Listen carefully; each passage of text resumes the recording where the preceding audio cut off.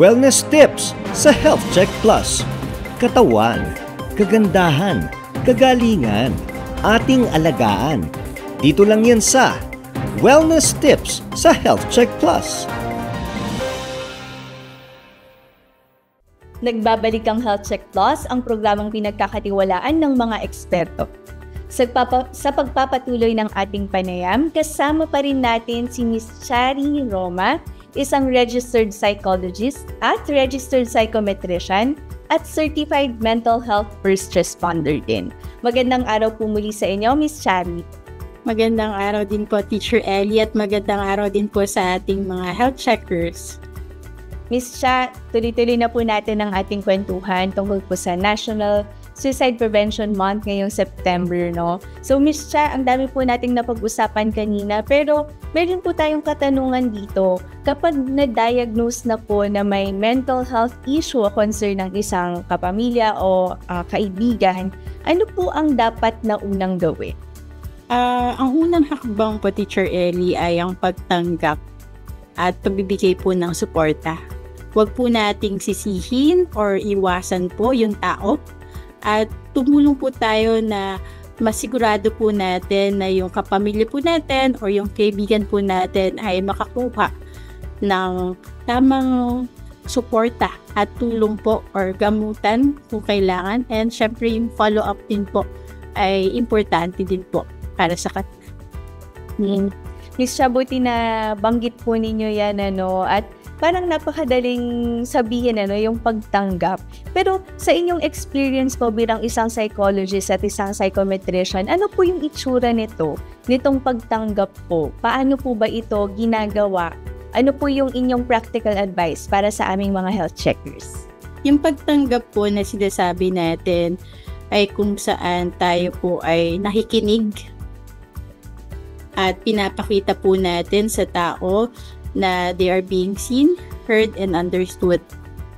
Hindi po tayo nakikinig dahil lang gusto natin mag-response, pero nakikinig tayo para mas maunawaan po natin yung tao at para mas malaman po natin ano ba yung tulong na kailangan ng taong ito.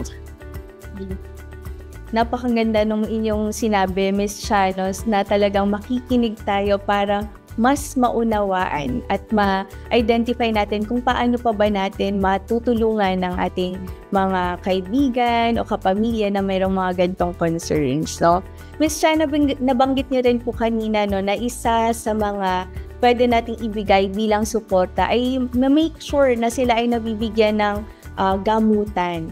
Ano po ba yung mga treatment options or therapies na available po para sa mga merong mental health concerns? Marami po, kabilang po dito yung psychotherapy na mga tinatawag nating evidence-based approach, katulad po ng CBT or cognitive behavioral therapy, psychodynamic therapy.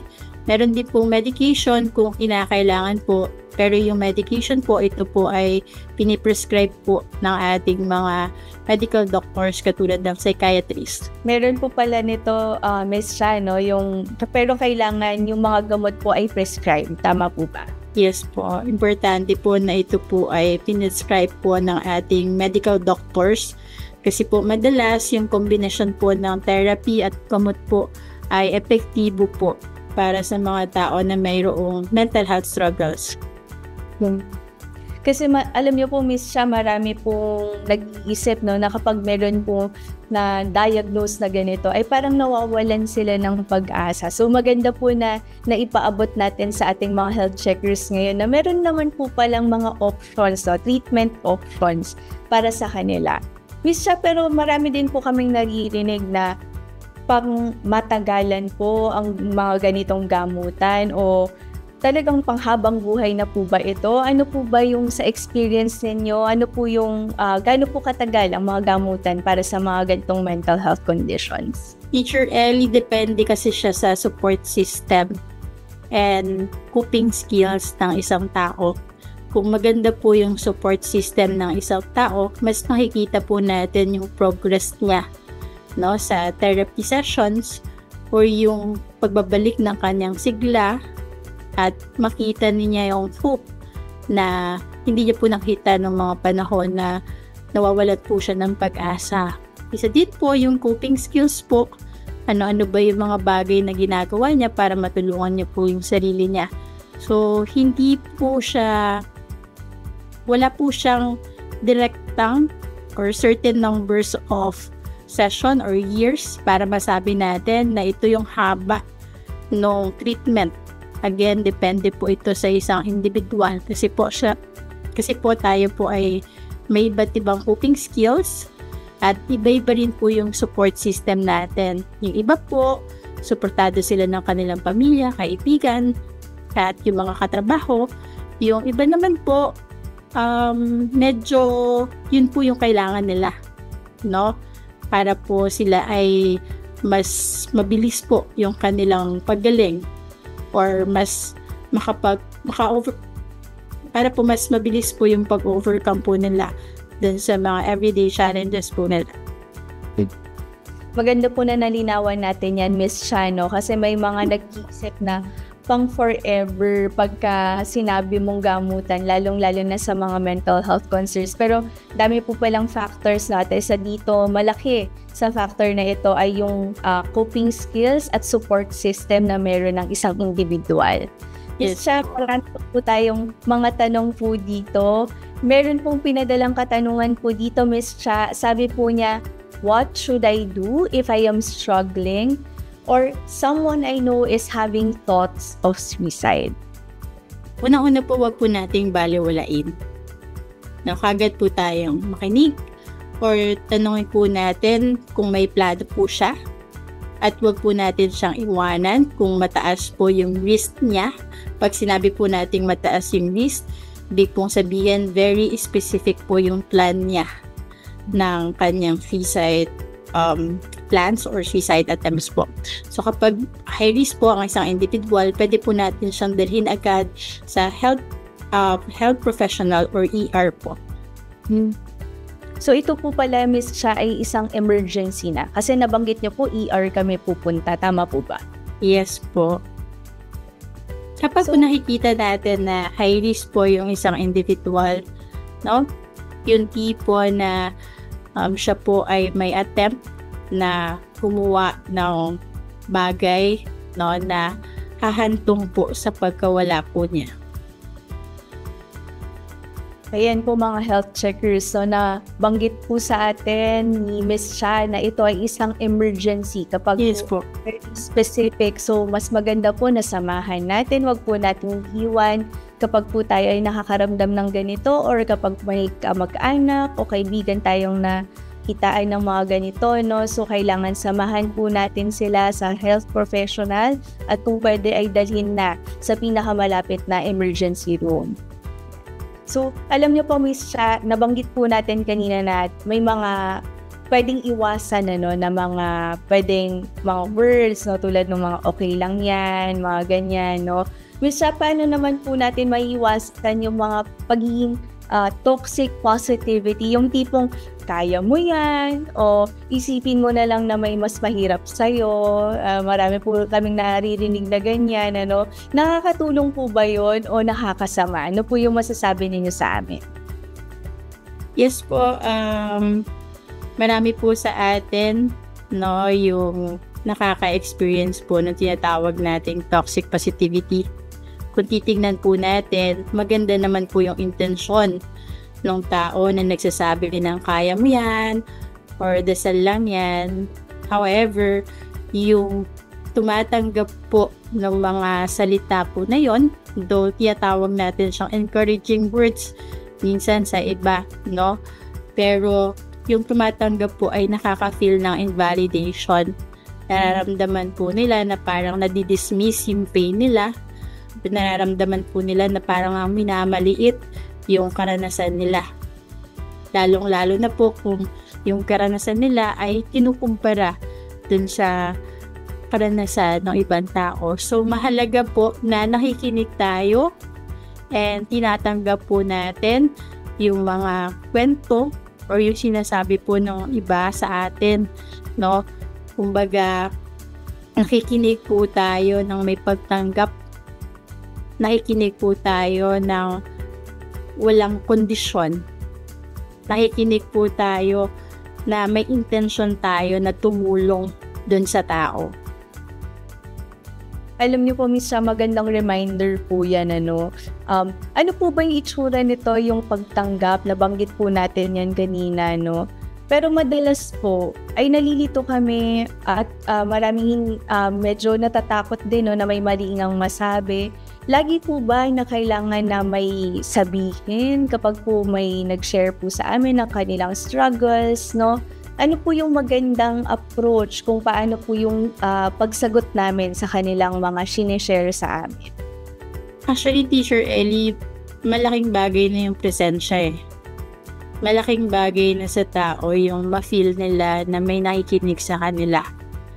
Wala ka man sabihin pero maramdaman nila na nakikinig ka, naunawaan mo sila. Malaking bagay na po yun. Kasi minsan, kapag may sinabi tayo, marami tayong advice, marami tayong suggestions, minsan nakakaragdag pa yun dun sa pakiramdam nila na parang na-overwhelm sila.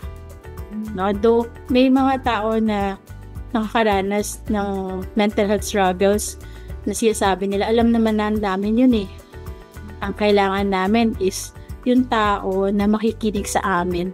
Mararamdaman namin na hindi kami nag-iisa. Alam niyo po, Miss Cha, alam ko marami pong nakarelate dyan sa sinabi po ninyo, no? Whether it be yung normal na kalungkutan, ano? Madalas po kasi iniisip natin ay kailangan nating sumagot. Pero may, mga health checkers, narinig po natin si Miss Cha na yung pagtulong na pala, yung pakikinig lang sa ating mga kaibigan, no? Kaya sa ating mga kamag-anak na nag-share ng kanilang mga struggles, no? Miss Cha, marami pa po tayong mga katanungan dito, lalong-lalo na po galing sa ating social media, no? Relating po sa social media, meron daw po siyang nakita na mga suicidal messages. Ano po yung best action kapag po nakakita po siya ng ganito? Mahalaga po na i-reach out po yung tao. Sabihin po na handa kang makinig at tulungan siya na mag-seek po ng professional help. Kasi minsan yung iba, ang nangyayari, binabaliwala po natin eh. Maaaring yung iba, iniisip nila na ito ay kadramahan, pero ito po ay dapat nating siniseryoso. No? Kasi ang suicide po, ito po ay, ito po ay seryosong issue na kinakaharap po natin. And sabi nga po natin, tumataas pa, no, yung mga tao na gumagawa nito. So, mga health checkers, huwag pong balewalain, no? Kapag nakakita po tayo ng mga ganitong message, ang recommendation po sa atin ni Miss Cha ay mag-reach out, i-message, no? Huwag po nating babaliwalain.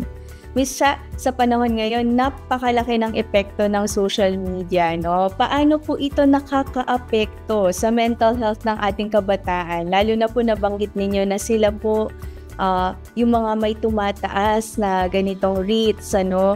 Paano rin po ito magagamit naman para po sa suicide prevention din?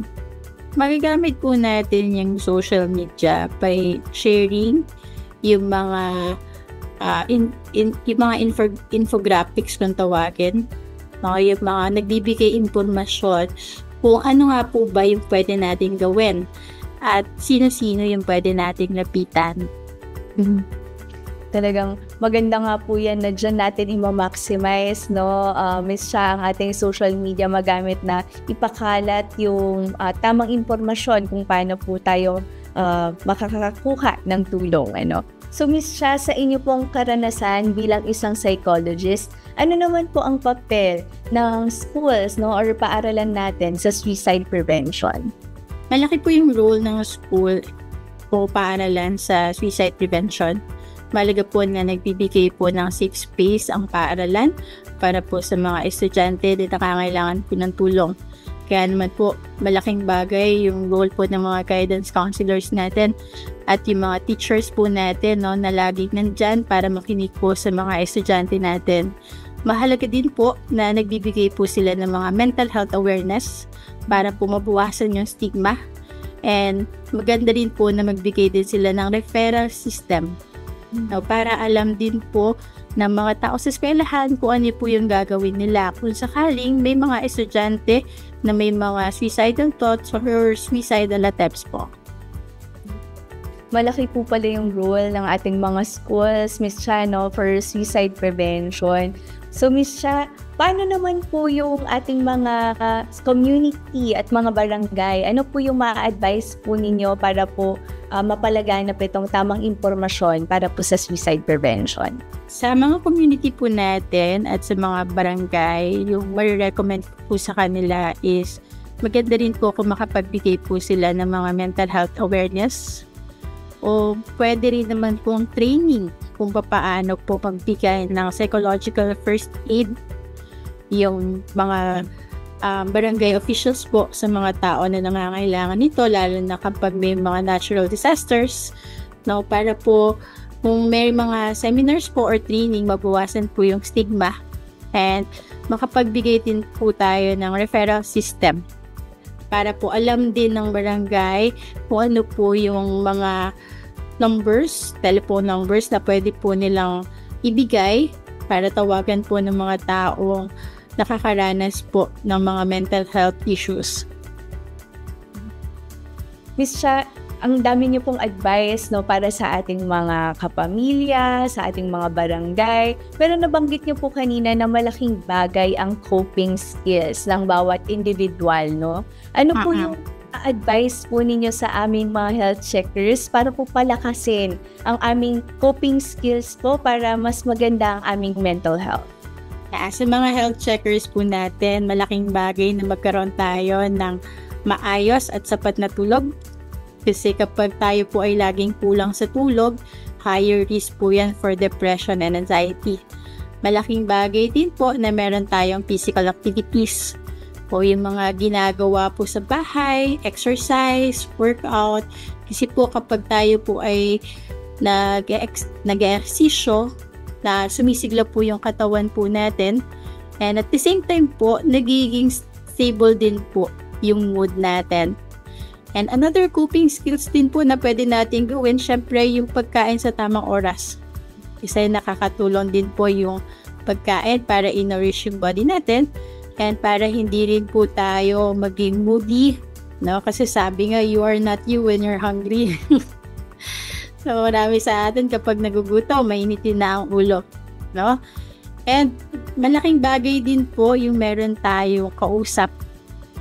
Yung tayo po ay lumalabas ng bahay para mag-explore, para makipag-bonding sa family natin or sa kaibigan natin.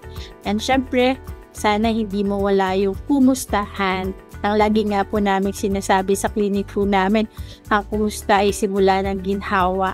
So, sana po, kahit yung mga simpleng kumustahan sa mga kapamilya natin, kaibigan natin, is magawa po natin kasi malaking bagay po yan para sa isang individual. Naku, napakaganda po ng inyong mga advice para sa amin, Miss Cha, para palakasin ang aming mga coping skills, no? Magandang tulog, maayos na tulog, physical activity, pagkain sa tamang oras, at yung kumustahan, no? Nagsisimula dyan, mga health checkers, ang pagpapalakas ng ating mental health. Miss Cha, napakaganda po ng ating kwentuhan at napaka-relevant po, lalong-lalo na po ngayong buwan ng Setyembre na tinaguri ang Suicide Prevention Month. Ano po ang inyong huling mensahe sa panayam natin po ngayon para sa ating mga health checkers? Para po sa mga health checkers natin, tandaan po natin na yung suicide po ay preventable. So malaking bagay po yung pakikinig natin, pagbibigay natin ng compassion sa mga tao, at malaking bagay po yung pag-reach out natin. Remember po yung pag-reach out po natin can save a life. So I hope po ma-break natin yung stigma, makapag-spread po tayo ng awareness, and ma-remind po natin yung bawat isa na okay lang humingi ng tulong. Ito ay hindi kabawasan, pero ito ay strength, no? Para malaman natin na tayo rin ay nangangailangan ng tulong at ma-acknowledge din natin na may mga tao din na willing tayong tulungan. So, it's okay to ask for help. It's okay to give help, no? And tandaan din po natin that hope is real and healing is possible. Napaka-importante ng inyong paalala na hindi tayo nag-iisa at laging may taong handang makinig at tumulong. Maraming salamat po, Ms. Chari M. Roma. Salamat din po, Teacher Ellie, and salamat din po sa mga health checkers po natin. Mga health checkers, tandaan po natin, ang kalusugan ng isip ay bahagi ng kabuuang kalusugan. Hindi kahinaan ang humingi ng tulong at minsan, ang simpleng pakikinig ay may kapangyarihang magligtas ng buhay. Para sa ating mga health checkers na nais humingi ng tulong, 24/7 po ang ating National Mental Health Crisis Hotline o Hopeline. I-dial lang po ang 1553. Maaari rin po ninyong puntahan ang kanilang Facebook page na NCMH Crisis Hotline.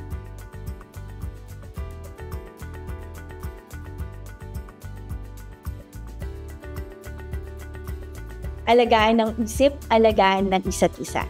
Tandaan natin, walang maiit na problema kapag kalusugan ng isip ang pinag-uusapan. Ang bawat kwento ay mahalaga, ang bawat buhay ay may halaga. Magsilbi po sana tayong liwanag sa isa't isa sa tahanan, paaralan, trabaho at sa ating komunidad. Maging bukas sa pakikinig, maging handa sa pagdamay at higit sa lahat, maging mabait palagi. Ngayong 2025 mga health checkers, tayo ay maging mapanuri. Mahalaga ang wastong impormasyon ukol sa kalusugan natin. Laging isipin na ang wasto at tamang impormasyong pangkalusugan ay check na check. Tandaan, ating pangalagaan ang ating kalusugan sapagkat ang kalusugan ay ating kayamanan. At huwag kalimutang batiin araw-araw ang ating minamahal. Be kind, be safe, and stay healthy. Ako po si Teacher Ellie Campos Banayat, dito sa programang pinagkakatiwalaan ng mga eksperto, ang Health Check Plus sa DZRH. Check na check! Wellness tips sa Health Check Plus. Katawan, kagandahan, kagalingan, ating alagaan. Dito lang yan sa Wellness tips sa Health Check Plus. Mga health checkers, tutok na sa Health Check Plus ang programang pinagkakatiwalaan ng mga eksperto. Kasama si Teacher Ellie Campos Banayat, ang ating pambansang health checker. Check na check! Health Check Plus, tuwing linggo, 1:00 hanggang 2:00 ng tanghali sa DZRH, Radio, TV, and YouTube. At sa Health Check Plus, Facebook and YouTube channel.